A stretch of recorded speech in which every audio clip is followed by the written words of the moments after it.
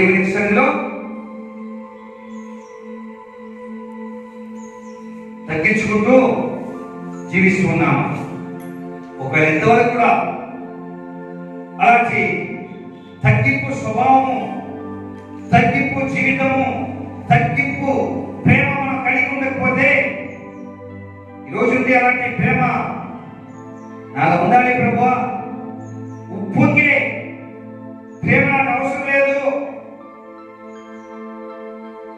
దీనమైన మనస్సు, దీనమైన స్వభావంతో మీకు ప్రేమ నేను ప్రకటించేటువంటి ఒక వ్యక్తిగా, ఆత్మగా, దేవుని బిడ్డగా జీవిస్తాను అనేటువంటి మనసు మనం కలిగి జీవించాలి. హల్లెలూయా.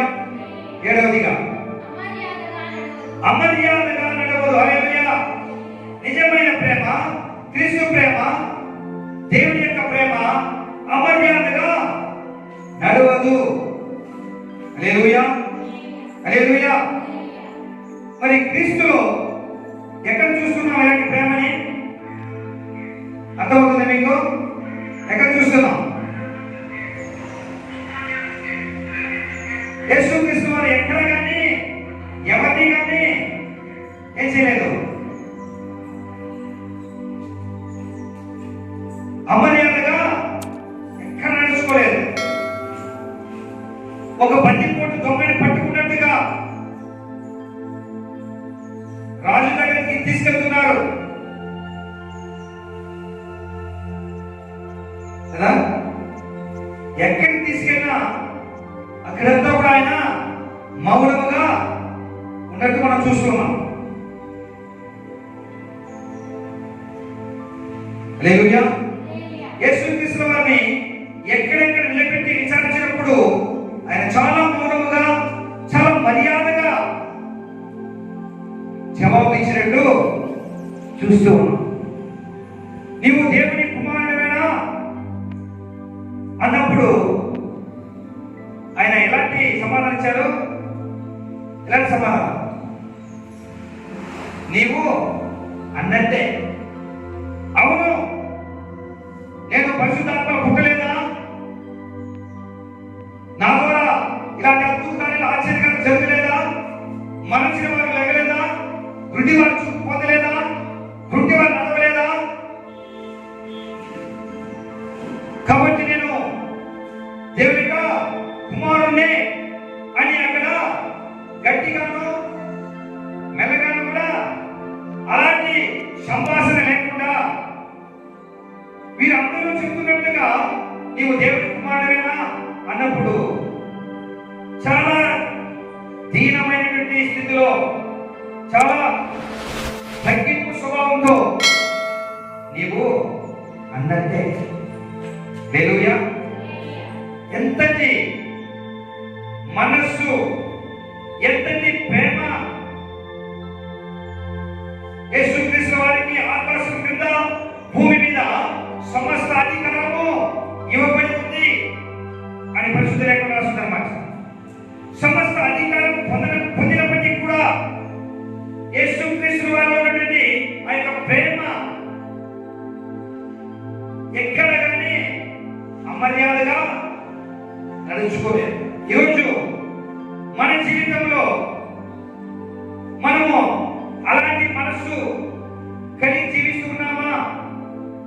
ఎందరితో మనము అలా మర్యాదగా నడుస్తూ ఉంటాం?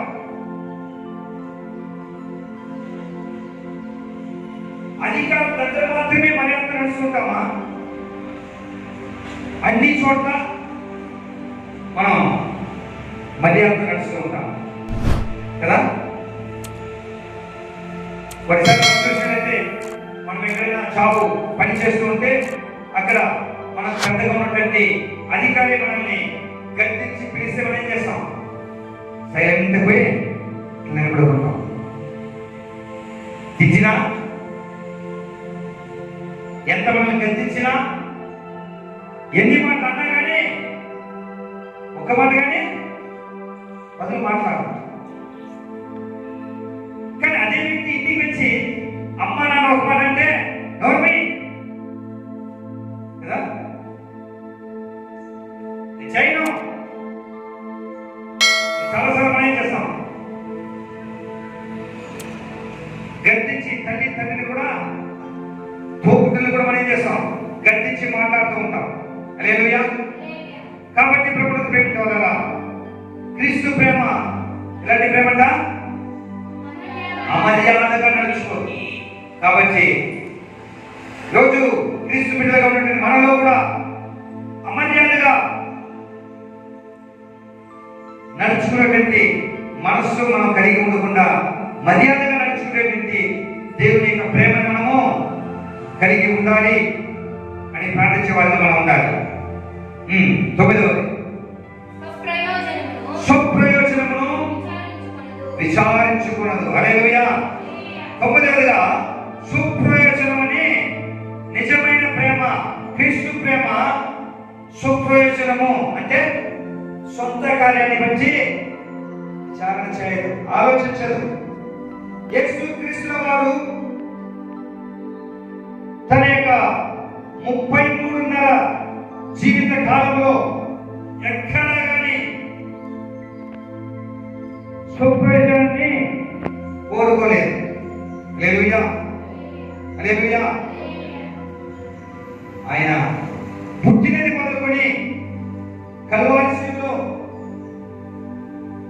3 మేకుల మీద రాలనే వరకు కూడా ఎక్కడా కానీ స్వప్రయోజనము, సొంత కార్యాన్ని బట్టి ఆలోచించిన విధం ఎక్కడ లేదు. హల్లెలూయా.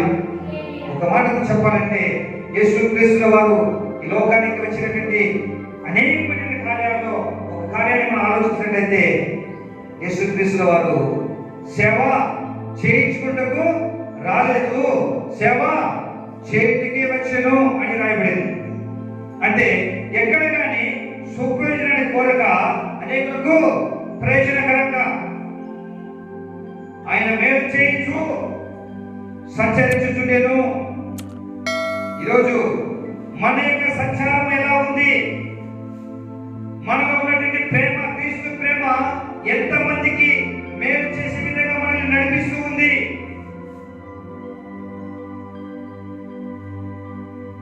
క్రీస్తు బిడ్డలుగా ఉంటూ ఎంతమందికి మనము మేలు చేస్తున్నాము, ఎంతమందికి మనం కీడు చేస్తూ ఉన్నాం ఆలోచించాలి. మన పక్షిగా ఉన్న వారికి మాత్రం మేలు చేస్తాం, మన మాట వినే వారికి మాత్రం మేలు చేస్తాం,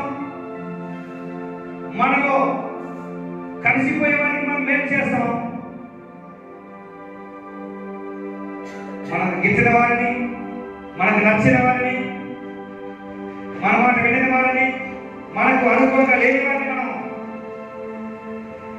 ఏ విధంగా వారితో మనం జీవనాన్ని గడుపుతూ ఉన్నాం?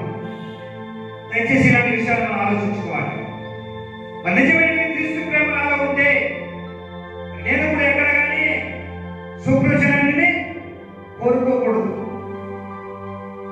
దయచేసి మనం అలాంటి ప్రార్థనలు ఇక చివరి రోజుల్లో మనం మర్చిపోకూడదు. మాటలు మనం మర్చిపోకూడదు. మాటలు మనం ఆలోచించాలి, ధ్యానించాలి, నెమ్మది వేయాలి.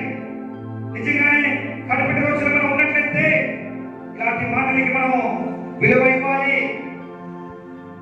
ప్రభువా, చివరి రోజులు ఉన్నటువంటి నేను, మేము, మా కుటుంబము ఇలాంటి ప్రేమతో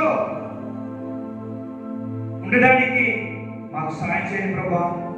ఇలాంటి ప్రేమతో నన్ను, నా కుటుంబాన్ని, నా యొక్క సంఘాన్ని నింపండి ప్రభువా అని ప్రార్థించే వారిగా మనం ఉండాలి. 10వది త్వరగా కోపపడదు. హల్లెలూయా. యేసుక్రీస్తు వారి యొక్క ప్రేమ ఎక్కడ కానీ కోపపడలేదు. ఒక్క చోట మాత్రమే కోపపడ్డట్టే మనం చూస్తున్నాం. ఎక్కడది? ఎక్కడ?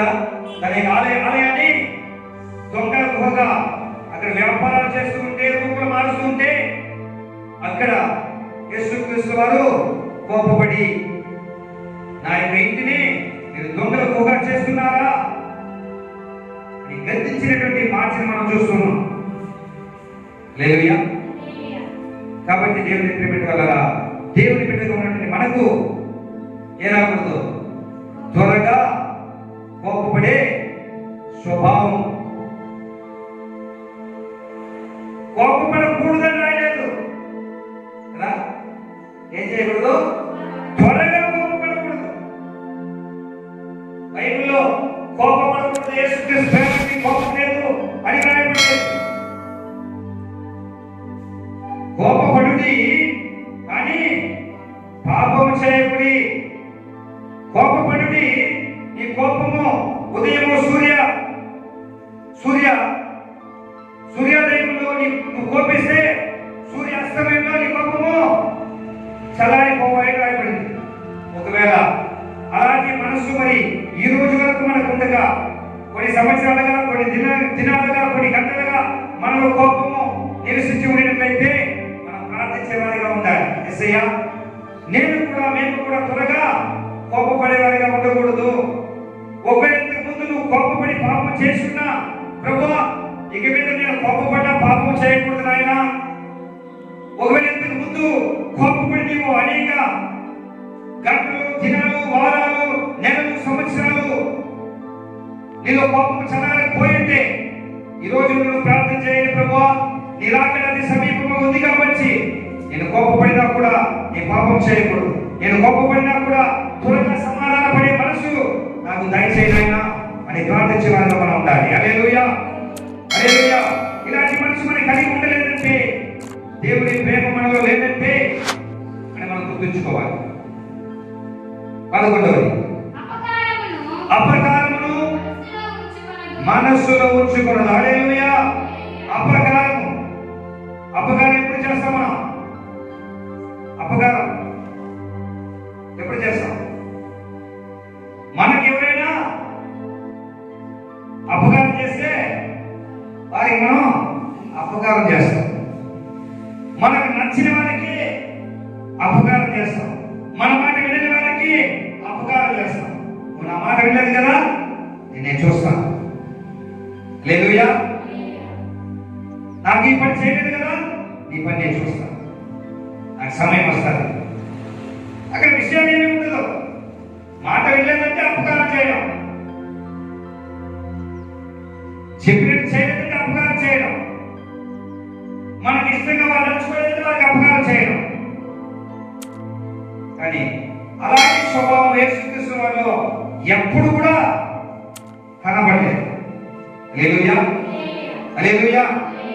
ఆయన అంటాడు, నిన్ను బాధించే వారి కొరకు ప్రార్థన చేయడి. హల్లెలూయా. నీవు వారిని దీవించుడు కానీ శపించవద్దు. ఎవరైనా నీకు అపకారం చేసినా వారు తిరిగి వేయద్దు. అపకారం చేయదు, ఉపకారం చేయి. ఇలాంటి ఉపకారం దేవుడు చెప్పని తెలుసా? నీ శత్రువు దప్పికుడి ఉంటే దాహం ఇవ్వు. నీ శత్రువు ఆకలి ఉంటే ఆహారం ఇవ్వు. హల్లెలూయా. దేవుడు ఎక్కడ కానీ అపకారము చేసినట్టుగా, అపకారము చేయమన్నట్టుగా అతని ప్రేమలో ఎప్పుడు కూడా ఎక్కడ చూడలేదు. హల్లెలూయా. కాబట్టి అలాంటి మనసు మనము కలిగి ఉండాలని, అలాంటి ప్రేమ మనము కలిగి ఉండాలని మనం ప్రార్థన చేయాలి. ఒకవేళ మరి 2021వ సంవత్సరము ముందు 2020 సంవత్సరం వరకు ఒకవేళ నీవు అనేకులకు అపకారం తలచి ఉంటే, అపకారం చేసి ఉంటే, ప్రభువా ఇక 2021వ సంవత్సరము నేను ఎవరికి అపకారము హాని చేయను, వీలైనంత వరకు మేలు చేయడానికి ప్రయత్నిస్తాను ప్రభువా. ఎందుకంటే వాక్యము చాలా చక్కగా చెప్తాదన్నమాట. చేతనైనంత వరకు సహాయము చేయాలి, అందరితో సమాధానంగా ఉండాలని దేవుని యొక్క మాట మనకు హెచ్చరిస్తున్నారు అన్నమాట. కాబట్టి 2020వ సంవత్సరంలో నా జీవితాలు ఎలా ఉన్నాయో కానీ 2021వ సంవత్సరంలో దేవుని యొక్క ప్రేమ కలిగిన బిడ్డలుగా ఉండడానికి దేవుడు ఇష్టపడుతున్నాడు. కాబట్టి ఇలాంటి చక్కటి బోధన మనకు బోధిస్తున్నాడు. హల్లెలూయా. 12వ దుర్నీతి విషయమై సంతోషపడక సత్యమునందు సంతోషించు. హల్లెలూయా. దేవుని యొక్క ప్రేమ నిజమైన ప్రేమ. పర సంబంధమైన ప్రేమ దుర్నీతి విషయంలో సంతోషపడదు, సత్యమైన విషయంలో సంతోషపడతారు. దుర్నీతి అంటే చెడు కార్యాలు. హల్లెలూయా. చెడు చేసినప్పుడు సంతోషం పడదు నిజమైన దేవుని ప్రేమ. హల్లెలూయా. ఇతరులు చెడిపోతే మనం చేస్తాం, సంతోషపడతాం. ఇతరులు బాధపడుతూ ఉంటే మనం నవ్వుతూ ఉంటాం. కానీ దేవుని యొక్క ప్రేమ అలా ఎక్కడా చేయలేదు. 38 సంవత్సరాలు నడవలేని స్థితిలో బాధపడుతూ ఉంటే, వేదన పడుతూ ఉంటే ఎంతకి వచ్చిందని మనం చూస్తున్నాం. 18 సంవత్సరాలు ఎలాంటి స్థితిలో గూడిగా ఉన్నటువంటి తల్లిని ఎంతకి వచ్చి స్వస్థపరిచిన ప్రేమ. 12 సంవత్సరాలుగా రక్తస్రావంతో అనేకమైనటువంటి ఇబ్బందులు పడుతున్నటువంటి వ్యక్తి స్త్రీ యేసుని ముట్టిన వెంటనే స్వస్థతనిచ్చిన ప్రేమ. హల్లెలూయా. యేసయ్య ప్రేమ ఎలాంటి ప్రేమ అంట? దుర్నీతి విషయంలో మచ్చరపడక సత్యమునందు, సత్యం అంటే మేలు చేసే విషయంలో సంతోషపడాలి. ఇతన్ని లేవనెత్తే విషయంలో సంతోషపడాలి. ఇతన్ని లేవనెత్తడమే సత్యము. హల్లెలూయా. పాపములో ఒకడు పడిపోయింటే ఆ పాపిని మళ్ళా మంచి స్థితికి తీసుకురావడం సత్యము. అలాంటి పనులు చేస్తూ మనం చేయాలి, సంతోషపడాలి. పడిపోయిన వాడిని ఇంకా అనగదొరుకుతూ అతిశయపడకూడదు. హల్లెలూయా. హల్లెలూయా. క్రీస్తు ప్రేమ దుర్నీతి విషయంలో, పడిపోయిన వారి విషయంలో, చెడ్డ విషయంలో ఎక్కడ కానీ సంతోషపడదు. ఎవరు సంతోషపడతారు? పడిపోయినప్పుడు, పడిపోయిన వారిని చూసినప్పుడు, బాధలో ఉన్నప్పుడు, ఇరుకుల్లో ఇబ్బందులు ఉన్న వారిని చూసి ఎవరు సంతోషపడతారు? ఎవరు? కలువరి ప్రేమ, క్రీస్తు ప్రేమ లేని వారు. అపవాది ప్రేమ కలిగిన వారు. హల్లెలూయా. అపవాది ప్రేమ కలిగిన వారు ఇతరులు పడిపోయినప్పుడు, ఇతరులు ఇరుకులో ఇబ్బందుల్లో, వ్యాధుల్లో, బాధలో ఉన్నప్పుడు సంతోషపడుతూ ఉంటారు. కానీ క్రీస్తు ప్రేమ, కలువరి ప్రేమ, పరసమానమైన ప్రేమ సత్యమునందు సంతోషించును. ఇతరులకి మేలు చేస్తూ సంతోషపడతారు. ఇతరుల్ని ఇరికించి ఇబ్బందులు పెట్టి సంతోషపడదు. హల్లెలూయా. 13వదిగా అన్నిటికీ తాలుకొనును. హల్లెలూయా. హల్లెలూయా. క్రీస్తు ప్రేమ నీవు నేను కలిగి ఉంటే అన్నిటికంటే నా గురించి మీరు మంచి వలన సంతోషపడతాను, నా గురించి మీరు చెడ్డ వలన సంతోషపడతాను. మంచి వాళ్ళన్నప్పుడు ఉప్పునిపోవడం, చెడ్డ వాళ్ళన్నప్పుడు మూతి ముడుచుకొని పోయే విధంగా కాదు. అది క్రీస్తు ప్రేమ కాదు. మనకు అనుకూలంగా ఉన్నప్పుడు ప్రేమ చూపించడం, మనకు అనుకూలంగా లేనప్పుడు మొఖం తిప్పుకొని పోవడం, చూడలేకపోవడం. ఒకవేళ 2020 సంవత్సరం వరకు మన స్వభావం అలా ఉండినట్లయితే 2021వ సంవత్సరం దేవుని యొక్క రాకడ గురించి ఎదురు చూసే ఒక పరిస్థితిలో మనం ఉన్నాం. ఇలాంటి సమయంలో ప్రభువా ఈ ప్రేమ నాకు దయచేయనా,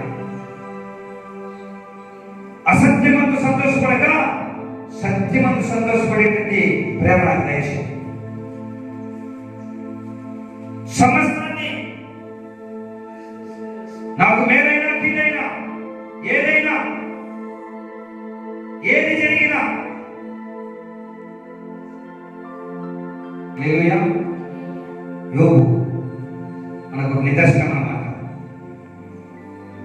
యోబు సమస్యలు కలిగినప్పుడు దేవుని స్తుతించాడు, సమస్తము కోల్పోయినప్పుడు దేవుని స్తుతించాడు. హల్లెలూయా. దేవుడిచ్చాడు, దేవుడు తీసుకున్నాడు. దేవునికి స్తోత్రం కలుగును గాక. హల్లెలూయా.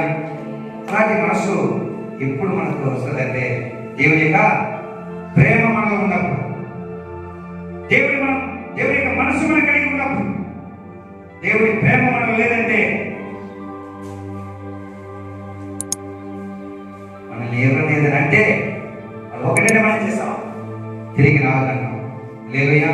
కాబట్టి ఎల్ల వేళలా ఒకే విధంగా ఉండగలిగేటువంటి ఒక మంచి ప్రేమ కలిగిన మనస్సుని మనం కోరుకోవాలి దేవుని దగ్గర. ప్రభువా, అన్నింటిని తాళుకునే మనస్సు, అన్నింటిని ఓర్చుకునే మనస్సు, అన్నింటిని సహించే మనస్సు, అన్నింటిని భరించే మనస్సు, పెద్ద ప్రాణంతో సిలువను చేసి దాన్ని మోసుకోపడుతూ ఉంటే, కొరడాలతో సైనికులు కుడుతూ ఉంటే, పడుతూ లేస్తూ కూడా సిలువని మోసుకు పెట్టి మనం చూస్తున్నాం. ఇది భారముగా ఉంది, ఇది బరువుగా ఉంది, ఇది నేను మోయలేను అని ఒక్క మాట కానీ ఎదురాడలేదు క్రీస్తు ప్రేమ. హల్లెలూయా. అలాంటి ప్రేమ నీలో నాలో ఉండాలని 2021వ సంవత్సరంలో దేవుడు కోరుతున్నాడు. కాబట్టి అలాంటి ప్రేమను మనం కావాలని ప్రతి దినము మనం ప్రార్థన చేద్దాం. హల్లెలూయా. 14గా అన్నిటినీ నమ్మును. హల్లెలూయా. దేవుని ప్రేమ ఏం చేస్తుందట? అన్నిటినీ నమ్మును. హల్లెలూయా. మంచి చెప్పినా నమ్ముతుంది, చెడు చెప్పినా నమ్ముతుంది. మనం కూడా అలాగనే మనం కూడా ఏం చేస్తాం? అన్నింటినీ నమ్ముతాం. కానీ యేసుక్రీస్తు ప్రేమకి మన ప్రేమకి తేడా ఏంటి తెలుసా? తేడా ఏంటి? మంచి చెప్పినప్పుడు నమ్మాలి, చెడు చెప్పినప్పుడు నమ్మాలి కదా. అన్నింటినీ నమ్మాలి అంటే యేసు ప్రేమ అన్నింటినీ నమ్ముతుందట.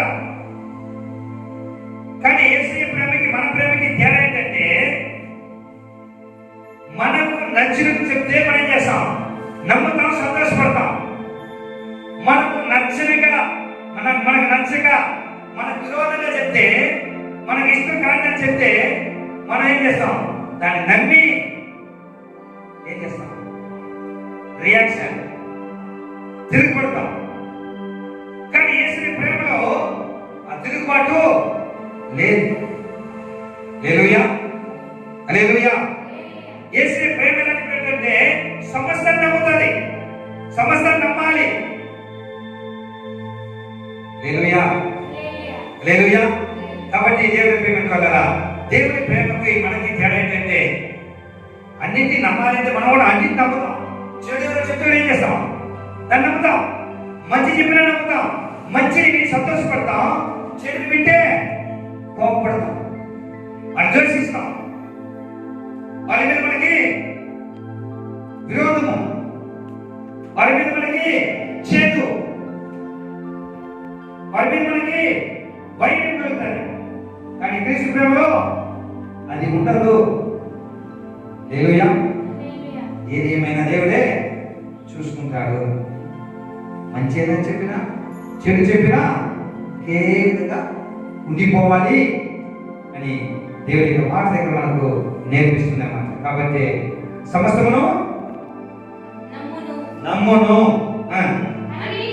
అన్నిటినీ నిరీక్షించును. హల్లెలూయా. అన్నిటినీ నమ్ముతుంది. నిరీక్షణ అంటే నిరీక్షణ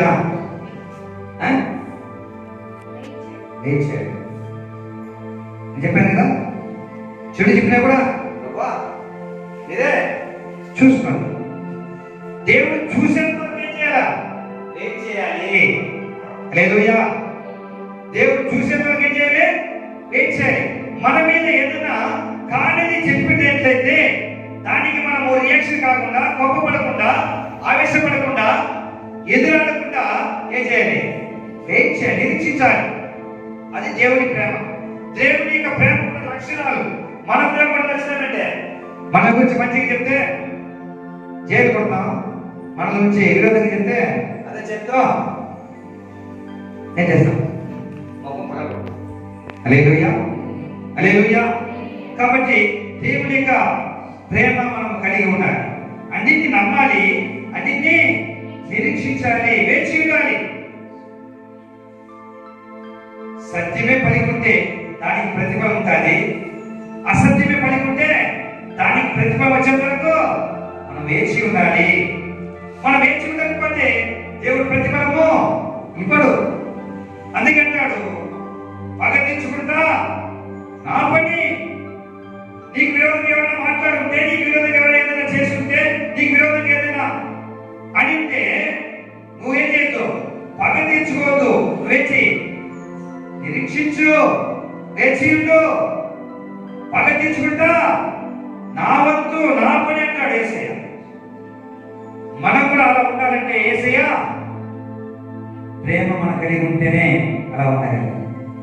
హల్లెలూయా. కాబట్టి 2021 సంవత్సరం ఇలాంటి ప్రేమను నాకు దయచేయలేనా? ఎవరిని ఏమన్నా, నన్ను ఎవరిని నిందించినా, కాని మాటలు అన్నా, సమస్తాన్ని తట్టుకోవడానికి, తాళుకోవడానికి, నిరీక్షించడానికి నాకు నీ ప్రేమ ఉంటే మాత్రమే నేను అలా ఉండగలను ప్రభువా అని ప్రార్థించే వాళ్ళగా మనం ఉంటే దేవుని యొక్క రెండవ రాకడకు మనము సిద్ధపడుతూ ఉంటాము. సిద్ధపడిపోయాము కాదు, సిద్ధపడుతూ ఉన్నాం. హల్లెలూయా. అన్నిటినీ ఓర్చును. హల్లెలూయా. అన్నిటినీ ఓర్చుకుంటారు. ఎవరు ఏమన్నా వేచి చూస్తూ అన్నిటినీ ఓర్చుకోవాలి. హల్లెలూయా. యేసయ్య కళ్ళు కట్టేసి కళ్ళు మూసి అతనేం చేశారు? పిడిగుద్దులు గుద్ది నువ్వు ప్రవచించేవాడు కదా, ప్రవచించు. ఎవరిని గుద్దింది? అతని గడ్డలో నుండి వెలుగు పీకి ఎవరు నీ గడ్డని పీకి నేను ప్రవచించు, నువ్వు పెద్ద ప్రవక్త కదా అని మాట్లాడినప్పటికీ కూడా ఏం చేశారు? అవును కదా, ఓర్చుకున్నారు. మన జీవితంలో అలాంటి ఓర్పు కావాలంటే యేసుక్రీస్తు వారి యొక్క ప్రేమ మనం కలిగి ఉండాలి. ప్రేమ కలిగి ఉంటేనే మనం ఓర్చుకోగలం. కానీ ఓర్పు మనకు లేనప్పుడు మనం ఆలోచించుకోవాలి, యేసయ్య ప్రేమ నాలో లేదు. యేసయ్య ప్రేమ నాలో లేనట్లయితే నేను దేవుని రెండో రాకడకు నేను ఎలా ఎదురు చూడగలను? ఇంతవరకు నేను ఓర్చుకోలేదు నాయన, ఇప్పుడు నాకు ఓర్చుకునే ప్రేమను నాకు నేర్పించావు, ఆ మనస్సు నాకు దయచేసుకోవాలి అని ప్రార్థించగలిగినట్లయితే దేవుని రెండవ రాకడికి సిద్ధపడుతూ ఉన్నాము. హల్లెలూయా. ప్రేమ శాశ్వత కాలము. హల్లెలూయా. ప్రేమ శాశ్వత కాలం ఉంటుంది. శాశ్వత కాలం నేను ఆల్రెడీ ముందే చెప్పాను. శాశ్వత కాలం అంటే మరణం వరకు. యేసుక్రీస్తు వారి యొక్క ప్రేమ ఎక్కడ స్టార్ట్ అయింది? ఎక్కడ? అతని పుట్టుక ఎక్కడ? పశువుల పాకలో ఆ ప్రేమ పుట్టి ఎక్కడ దాకా? సిలువ మరణం వరకు. హల్లెలూయా. అంతం వరకు యేసయ్య ప్రేమ మారనే లేదు. హల్లెలూయా. అలాంటి ప్రేమ మనము కలిగి ఉండాలని యేసయ్య కోరుకున్నాడు. కాబట్టి అలాంటి ప్రేమని మనం పొందుకోవడానికి దేవునికి సన్నిధిలో మనం వేచి ఉండాలి. దేవునికి సన్నిధిలో మనం ప్రార్థించాలి. ప్రభువా, ఇన్ని సంవత్సరాలు 2020 సంవత్సరం వరకు కూడా నా జీవితంలో అనేకమైనటువంటి ఇలాంటి స్వభావం లేదు ప్రభువా, ఇలాంటి ప్రేమ నాలో చాలా కొరతైనది. అలాంటి ప్రేమ దయచేయనైనా ఈ రాకడ త్వరగా ఉన్నట్లయితే ఎంతబడి వాడిగా, ఎంతబడి సంఘముగా నేను నా కుటుంబము, నా సంఘం ఉండాలంటే నాకు, నా కుటుంబానికి, నా సంఘానికి మీకు ప్రేమ కావాలి నాయన అని ప్రార్థన చేసే విధంగా మనం జీవించాలి. హల్లెలూయా. ప్రవచనములైనను నిరర్థకములు. హల్లెలూయా. చాలా మంది ప్రవచనాలను బట్టి ఉప్పొంగిపోతుంటారు.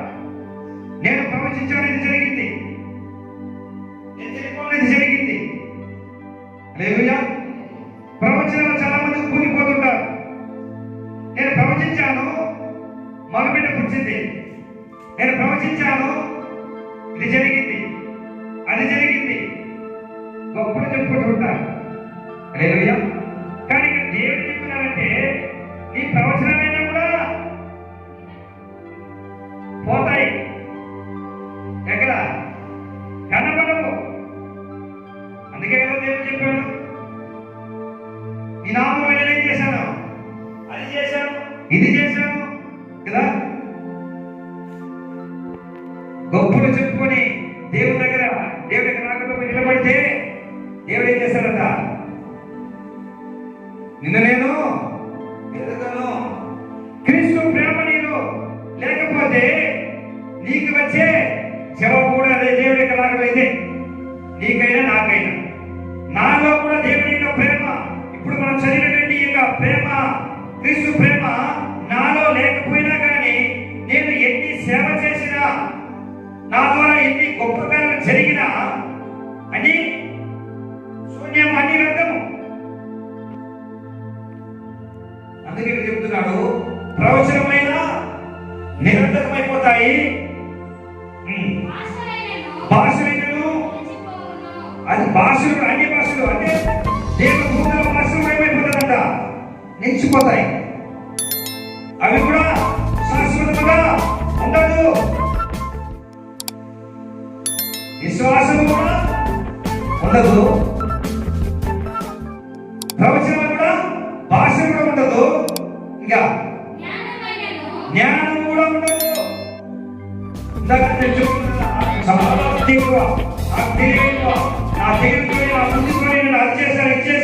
ఇది సంపాదించాను, అది సంపాదించాను, చూడు ఇది అదే మొత్తం నా తెలివి చేతలోనే నేను ఇచ్చిన ఆలోచన, నేను ఇచ్చిన ఐడియా, నేను ఇచ్చిన ప్లాన్. కానీ తెలివంతా కూడా ఏమవుతుందంట, నిరర్థకమైపోతుంది. మనము కొంత మట్టుకు కొంత తెలుసు, కొంత తెలిసి చాలు.